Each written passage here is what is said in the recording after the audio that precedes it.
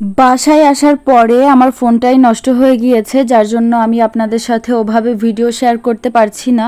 তো কিছু কিছু ভিডিও রেকর্ড করেছি, ওগুলো ইনশাল্লাহ আস্তে আস্তে শেয়ার করব। তো বাসায় আসার কিছুদিন পরে হচ্ছে আমি দুপুরবেলায় আমার শ্বশুরবাড়িতে আম্মাখা করেছিলাম, ওটাই খাচ্ছিলাম। কাসুন্দি দিয়ে আম্মাখা আমার অনেক পছন্দ, তবে এটা একদমই মজার ছিল না, কারণ আমটা মিষ্টি ছিল।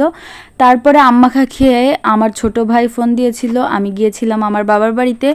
আর আজ ছিল ছোট ভাইয়ের তরফ থেকে ট্রিট, তো হচ্ছে আমাকে আজ নান আর হচ্ছে চিকেন চাপ খাইয়েছে, যেটা আমার অনেক বেশি পছন্দ।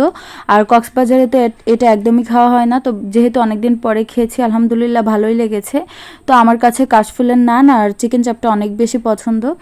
তো এরকম একটা ভাই থাকলে না সব ধরনের শখই পূর্ণ হয়। ভাই ছোট হোক বা বড় হোক, ভাই জীবনের অনেক মূল্যবান একটা জিনিস।